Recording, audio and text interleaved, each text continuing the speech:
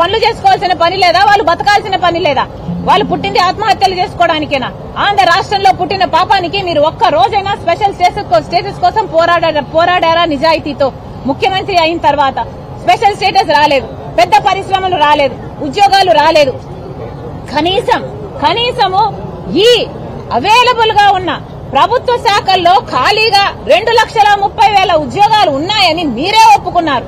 మరి ఒప్పుకున్నాక కనీసం ఆ మేరకైనా మీరు భర్తీ చేయాల్సిన అవసరం లేదా? ఇన్ని సంవత్సరాలు 5 సంవత్సరాల క్రితం చెప్పిన మాట 2,30,000 ఉద్యోగాలు ఖాళీగా ఉన్నాయి అని. మరి ఈ 5 సంవత్సరాలలో ఎందుకు భర్తీ చేయలేదు? ఈ 5 సంవత్సరాలు ఏం చేశారు? గుడ్డి గుర్రాలకు పళ్ళు తోమారా? ఏం చేశారు? కుంభకర్ణులా నిద్రపోయారా? ఈ రోజు ఎలక్షన్లు వచ్చాయి కాబట్టి కేవలం ఆ ఎలక్షన్ల కోసమని కుంభకర్ణుడు నిద్రలేసినట్టు ఇప్పుడు మీరు నిద్రలేసి హడావిడిగా 6,000తో డిఎస్సి, ఒక దగా డిఎస్సి. అసలు 23,000 ఉద్యోగాలు ఖాళీగా ఉన్నాయి అన్నారు మీరు. 23,000 ఉద్యోగాలు మీరు ముఖ్యమంత్రి అయ్యే నాటికి ఖాళీగా ఉంటే ఈ రోజు ఆ ఉద్యోగాలు కొత్త ఖాళీలతో పాటు రిటైర్మెంట్ తో పాటు అవసరాలతో పాటు పెరిగి కనీసం 30,000 ఉద్యోగాలు భర్తీ చేయాలి. 30,000 ఉద్యోగాలతో ఎంత ఘనంగా ఒక మెగా డిఎస్సి వేసుండొచ్చు మీరు. కానీ ఒక మెగా డిఎస్సి వేయకపోగా మీరు మాట ఇచ్చి కూడా మాట తప్పుతూ మెగా డిఎస్సి కాదు అని ఒక దగా డిఎస్సి 6,000 ఉద్యోగాలతో ఇచ్చారు. మరి మిమ్మల్ని ఏమనుకోవాలి? ఇది దగా చేయడం కాదా? మీరు దగా ముఖ్యమంత్రి కాదా? అది కూడా ఎలా వేశారు? ఇన్ని సంవత్సరాలు నిద్రపోతూ, ఇన్ని సంవత్సరాలు కుంభకర్ణుల్లా నిద్రపోతూ, ఇన్ని సంవత్సరాలు గుడ్డి గుర్రాలకు పళ్ళు దోముతూ ఈ రోజు ఇప్పుడు ఎలక్షన్లు వచ్చాయి కాబట్టి హడావిడిగా ఇప్పుడు 6,000 ఉద్యోగాలకు నోటిఫికేషన్లు ఇచ్చారు. కేవలం 30 రోజులే ఉంది. నిన్న ఒక బిడ్డతో మాట్లాడారు, డిఎస్సి ఉంది కదా మరి ఎట్లా ప్రిపేర్ అవుతున్నారు అని. ఆ అబ్బాయి చెప్పిన మాట, అక్క డిఎస్సికి మేము కనీసం 150 పుస్తకాలు చదవాలి, మాకు గడువు ఉన్నది ఈ రోజు నుంచి 26 రోజులు మాత్రమే. అంటే ప్రతిరోజు ఒక 5-6 పుస్తకాలన్నా చదవాలి. ఉట్టి చదవడం కాదు, టైంపాస్ కు చదవడం కాదు, చదివి అవి బుర్రకు ఎక్కించుకోవాలి, మగప్ చేయాల్సి ఉంటది. ఇవన్నీ ఎట్లా చేస్తాం మేము? మా మీద ఎంత మానసిక ఒత్తిడి ఉంటుంది అన్నారు. లక్షలు ఖర్చు పెట్టి ట్రైనింగులు తీసుకుంటున్నారు, కోచింగులు తీసుకుంటున్నారు బిడ్డలు.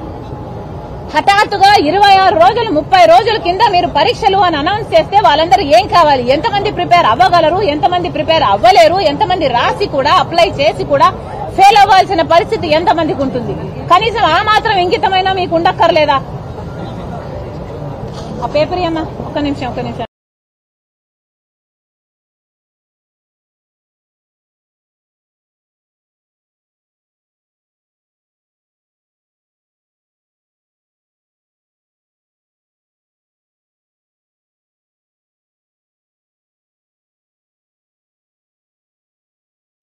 నిలబెట్టుకోకపోగా ఈ రోజు మళ్లీ దబాయిస్తూ 6 లక్షల ఉద్యోగాలు భర్తీ చేశామంటున్నారే.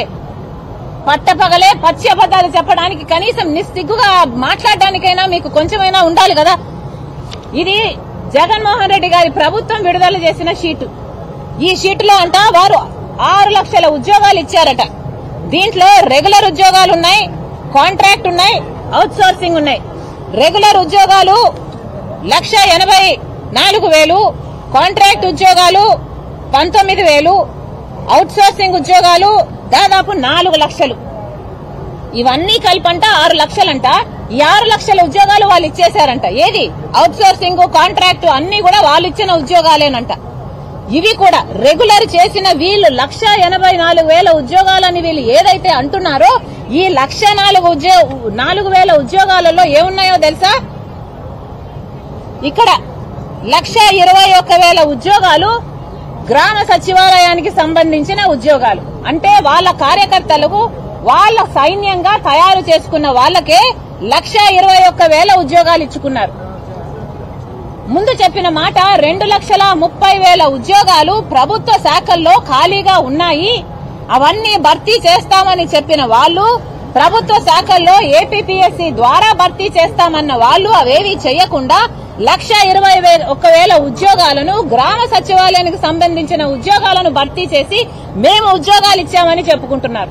అంతేకాదు దీంట్లో ఉన్నది ఇంకొక 51,000 ఉద్యోగాలు ఆర్టీసీని విలీనం చేసుకుంటే వాళ్లకు పర్మనెంట్ అయిన ఉద్యోగాలు.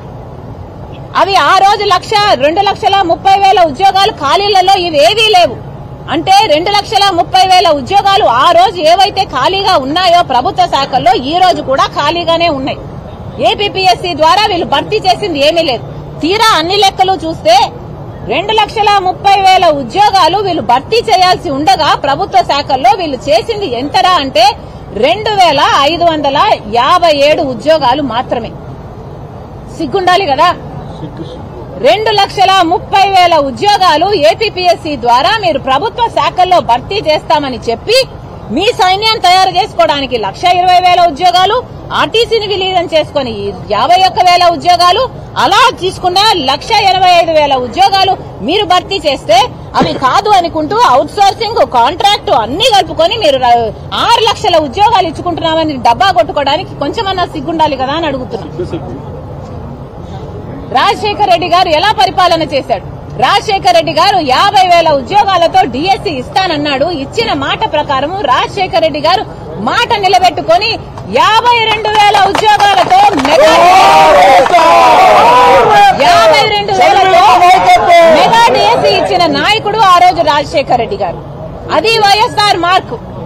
మరి జగనన్న గారు 2,30,000 ఉద్యోగాలు ఖాళీగా ఉన్నాయని చెప్తూనే 2,30,000 ఉద్యోగాలను మర్చిపోయి 23,000 ఉద్యోగాలు మెగా డిఎస్సీ వేస్తానని చెప్పి 6,000 ఉద్యోగాలతో దగా డిఎస్సీ, 23,000తో చెప్పి తన నోటితో తను ఒప్పుకొని 6,000 ఉద్యోగాలతో దగా డిఎస్సీ వేశారు. ఇది జగన్మోహన్ రెడ్డి గారి మార్కు. దీనికి దానికి ఎంత తేడా ఉంది, ఎంత వ్యత్యాసం ఉంది? అసలు రాజశేఖర్ రెడ్డి గారి మార్కు ఈ మెగా డిఎస్సీ అయితే జగన్మోహన్ రెడ్డి గారి మార్కు దగా డిఎస్సీ. ఇది వాస్తవం అవునో కాదో వైసీపీ నాయకులే చెప్పాలి. అసలు 23,000 ఉద్యోగాలతో మెగా డిఎస్సీ అని చెప్పి అధికారంలోకి వచ్చారు మీరు. 23,000 ఉద్యోగాలు అప్పుడే ఉన్నాయి చంద్రబాబు గారు ముఖ్యమంత్రిగా ఉన్నప్పుడు. మరి మీరు 7,000 ఎందుకు వేస్తున్నారు, సిగ్గులేదా అని మీరు అన్నారు. అన్నాక ఈ రోజు మీరు 6,000తో దగా డిఎస్సీ వేస్తున్నారు అంటే చంద్రబాబు గారే మేలు కదా మీకంటే. 23,000 ఉద్యోగాలు ఖాళీగా ఉన్నప్పుడు ఆయన 7,900 ఉద్యోగాలు భర్తీ చేశాడు. 23,000 ఉద్యోగాలకు పైగా ఇప్పుడు 30,000 ఉద్యోగాలు ఖాళీగా ఉంటే మీరు ఇస్తున్నదన్నీ 6,100. మరి మీరు చంద్రబాబు కంటే ఘోరం కదా అని మిమ్మల్ని మీరే నిరూపించుకుంటున్నట్టే కదా. ఎన్ని మాటలు చెప్పారు. మాట తప్పము మడమ తిప్పము అన్న వాళ్ళు ఈ రోజు మాటను మడత పెట్టారు. నీటి మీద మాటలైపోయాయి, నీటి మీద రాతలైపోయాయి మీ మాటలన్నీ. ఇదేనా రాజశేఖర రెడ్డి గారి వారసత్వం అంటే? ఆలోచన చేయాల్సిన పని ఉంది, ఆలోచన చేయాల్సిన అవసరం ఉంది, ప్రజలకు సమాధానం చెప్పాల్సిన అవసరం కూడా ఉంది. ఎన్ని మాటలు చెప్తున్నారు కదా. నవరత్నాలు అంటున్నారు, జాతిరత్నాలు అంటున్నారు, పెద్ద పెద్ద మాటలు చెప్తున్నారు జగన్మోహన్ రెడ్డి గారు, సకల శాఖ మంత్రులు అందరూ కూడా. మరి ఇప్పుడు ప్రజలకు ఏం సమాధానం చెప్తారో చెప్పండి. 2,30,000 ఉద్యోగాలు ప్రభుత్వ శాఖల్లో ఖాళీగా ఉన్నాయి. మరి మీరు ఎన్ని భర్తీ చేశారు? వైట్ పేపర్ స్టేట్మెంట్ విడుదల చేయండి. ఆ రోజు మీరు ముఖ్యమంత్రి అయ్యే రోజున 2,30,000 ఉద్యోగాలు ప్రభుత్వ శాఖలో ఖాళీగా ఉన్నాయి. ఆ శాఖలకు సంబంధించి మీరు ఎన్ని భర్తీ చేశారో వైట్ పేపర్ విడుదల చేయాల్సిన అవసరం ఉంది. 23,000 ఉద్యోగాలు ఖాళీగా ఉన్నాయని మీరు చెప్తే మెగా డిఎస్సీ వేస్తామని మీరు చెప్పిన వాళ్ళు ఈ రోజు 6,000 ఎందుకు వేశారో ఆంధ్ర రాష్ట్ర బిడ్డలకు, యువతకు మీరు సమాధానం చెప్పాల్సిన అవసరం ఉంది.